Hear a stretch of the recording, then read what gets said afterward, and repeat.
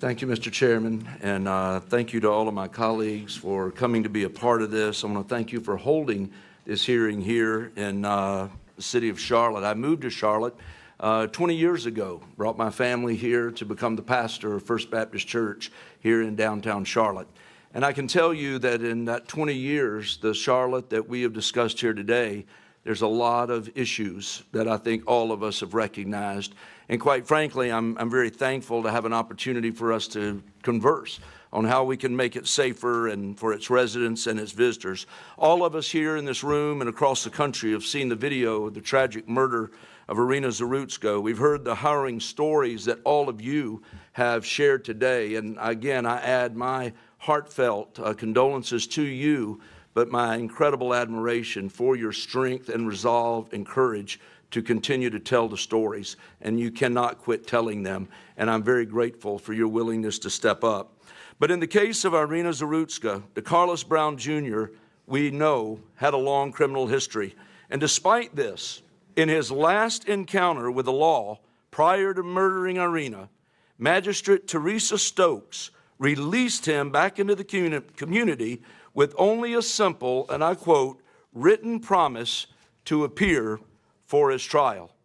Now, sadly, it's all too common for a criminal to be let off easy by a judge, only to have him turn around and commit even worse crime. And you know, and I know, this is unacceptable. Officer Campbell, I want to turn to you quickly. Have you encountered situations where individuals with a history of violent crime were released and you saw later reoffended? That would be the majority of the people I arrested. The majority. Thank you, sir. In your view, how do lenient bail policies impact crime in Charlotte? It would increase it because they know they're not going to be held accountable.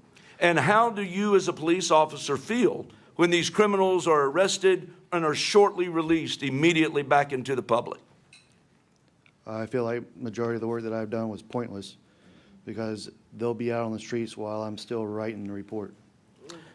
Well, in my view, lenient bail policies are not working in the city of Charlotte or cities across this nation. Criminals need to know that when they get arrested, they will not be immediately released on just an unsecured bond or written promise to appear. In fact, I want to share a story that former Union County DA John Snyder shared with me years back. A man was arrested just over the Charlotte border in Union County and that I represent. Being a repeat offender in Charlotte, he suddenly noticed that the police car was headed in the opposite direction of Mecklenburg County Jail. After raising this concern with the police officer, he was informed he had been arrested in Union County, not Mecklenburg. And upon hearing this, the man began sobbing because he knew he was going to jail that night and would spend the night in jail. Jurisdictions across the state should strive to send a similar message wherever you are. Many of those issues need to be dealt with by our North Carolina General Assembly, as we've heard today, and I'm glad to see that they're already doing so with the passage of Irina's law, and I'm certainly praying, and I hope all of you are urging Governor Stein to find the courage to sign it into law. And Mr. Woody, turning to you, could you please describe for all of us the changes that Irina's law would make to North Carolina's system for bail? In accompanying with the Pretrial Integrity Act, an offender who reoffends is automatically held 48 hours or until they see a judge in front of a first appearance. In addition to that, it would recuse the people from having an unsecured bail. They'd be required to post a cash bail, secured bail through a bail bondsman, or a family member with property or assets through an accommodation.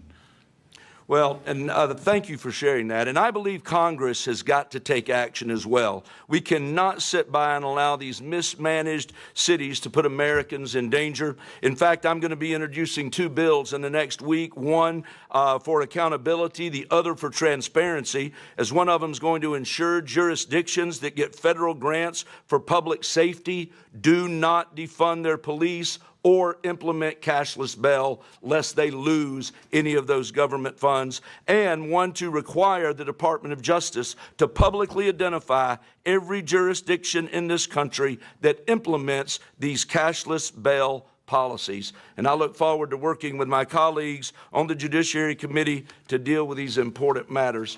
In just my last few seconds, let me say, Mr. Federico, how has Logan's tragic death shaped your view of the criminal justice system?